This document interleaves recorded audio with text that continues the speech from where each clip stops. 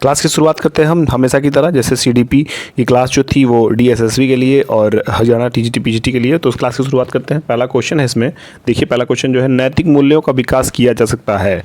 अब देखिए इससे आपसे पूछा है एक अध्यापक के तौर पे, नैतिक मूल्यों का विकास किया जा सकता है यदि अध्यापक स्वयं उन पर आचरण करे, बार बार मूल्यों की बात करे, महान व्यक्तियों की कहानियाँ सुनाए, देवी देवताओं की बात करे।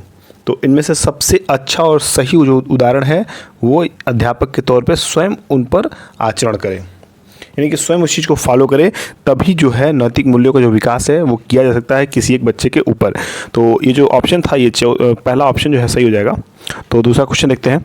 जो भी लोग चैनल को सब्सक्राइब नहीं किए वो चैनल को सब्सक्राइब कर लें, साथ ही बेल आइकन प्रेस कर लें, ताकि हमारे द्वारा जो भी क्लास आपको दी जाए वो टाइम टू टाइम आपको मिलती रहे। तो दूसरा क्वेश्चन है कि बीएफ स्किनर के अनुसार बच्चों में भाषा का विकास, ध्यान दीजिएगा, बच्चों में भाषा का विकास निम्नलिखित का परिणाम है, यानी कि इन चार ऑप्शन में से किसका परिणाम है वो बीएफ स्किनर के द्वारा जो है बच्चों में भाषा का जो विकास है वो किसका परिणाम है, यह बताना है। तो ऑप्शन फर्स्ट है व्याकरण में प्रशिक्षण, दूसरा है अनुकरण तथा पुनर्बलन, और तीसरा है अंतजीत योग्यता, और चौथा है परिपक्वन। तो इसका सही जो ऑप्शन हो जाएगा अनुकरण तथा पुनर्बलन। क्या हो जाएगा? अनुकरण तथा पुनर्बलन। ये इंपॉर्टेंट क्वेश्चन है, तो इसको आप नोट कर लीजिएगा इंपॉर्टेंट तौर पे। ये इंपॉर्टेंट क्वेश्चन आपसे उम्मीद है कि प्रश्न जो है आपसे पूछी जाए, क्योंकि ये सीटेट में पूछा गया और यूपी टेट में पूछा गया था, तो इसको आप नोट कर लीजिएगा। तीसरा क्वेश्चन क्या कह रहा है कि अभिवृद्धि शब्द का प्रयोग किया जाता है। अभिवृद्धि शब्द का प्रयोग किया जाता है किसके लिए किया जाता है, इसको हमें बताना है। ऑप्शन है बालक के मानसिक विकास के लिए, दूसरा है बालक के शारीरिक विकास के लिए, तीसरा है बालक के सामाजिक विकास के लिए, और चौथा है बालक के मानसिक व सामाजिक विकास के लिए। तो इसका जो सबसे सटीक और सही आंसर हो जाएगा वो हो जाएगा बालक के शारीरिक विकास के लिए। क्या हो जाएगा? बालक के शारीरिक विकास के लिए। तो इस तरह जो थर्ड का सेकंड ऑप्शन है वो सही हो जाएगा।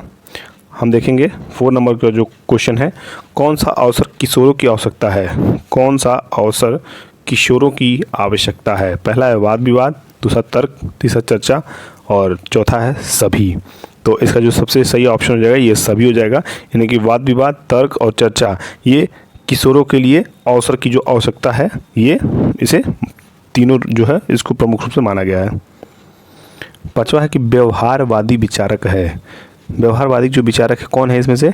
कॉलर हैं, पियाजे हैं, वॉटसन है या ब्रूनर है। तो कौन है इसका ऑप्शन आप लोग करिए। तो इनका सटीक ऑप्शन हो जाएगा ये वो वॉटसन हो जाएगा। क्या हो जाएगा? वॉटसन जो व्यवहारवादी विचारक थे। चौथा क्वेश्चन है कि व्यवहारवाद के जन्मदाता है। अब देखिए व्यवहारवाद के जो जन्मदाता हैं, अभी हम पीछे जो क्वेश्चन पढ़े हैं जस्ट इसके पीछे वाला, उससे मुझे उम्मीद है कि लगभग ये क्वेश्चन सब लोग कर लेंगे, क्योंकि पीछे सेम क्वेश्चन किए हम लोग, मेंडल, स्किनर, रॉबर्ट कुक या वॉटसन। तो व्यवहारवादी विचारक जो थे वही व्यवहारवाद के जन्मदाता भी थे, वॉटसन। 7वां क्वेश्चन है, देखिए 7वां क्वेश्चन क्या कह रहा है कि सीखने की प्रथम अवस्था में सीखने की गति होती है। कैसी होती है? तेज होती है, धीमी होती है? तेज, धीमी, सामान्य या बिल्कुल कोई नहीं? तो ऐसा कुछ ऑप्शन जो है इनमें से चूज़ करके बताना हमें। तो धीमी होती है। क्या होती है? धीमी होती है, न कि सामान्य और तेज होती है बल्कि धीमी होती है। तो सीखने के प्रथम अवस्था में सीखने की जो गति होती है वो धीमी होती है। तो क्वेश्चन आया तो धीमी आप टिक करिएगा उसको। 8वां क्वेश्चन क्या कह रहा है कि अनुभव द्वारा व्यवहार में परिवर्तन होना ही अधिगम है। अधिगम की यह परिभाषा किसने दी है, इसको हमें बताना है। तो ऑप्शन है गेट्स व अन्य, दूसरा है बर्नहॉस्ट, तीसरा है E.L. पील, और चौथा है स्किनर। तो इसका जो सही ऑप्शन हो जाएगा गेट्स व अन्य। क्या हो जाएगा? गेट्स व अन्य। अनुभव द्वारा व्यवहार में परिवर्तन होना ही अधिगम है। अधिगम की यह परिभाषा किसने दी है? तो गेट्स एवं अन्य ने इसको मिलके दिया है। 9वां क्वेश्चन है निम्न में से कौन सा कारक प्रशिक्षण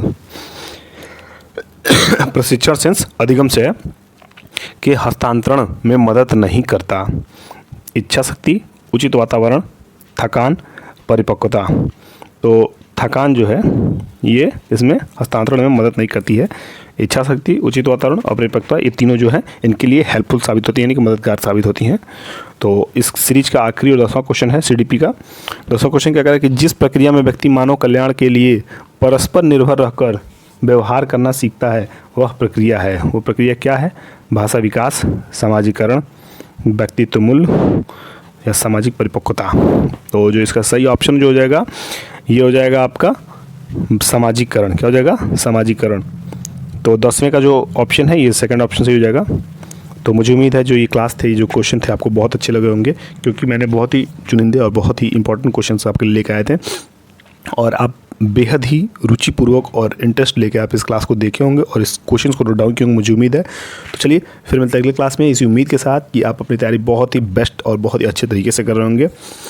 तब तक के लिए अपना ख्याल रखिए। Bye bye, take care.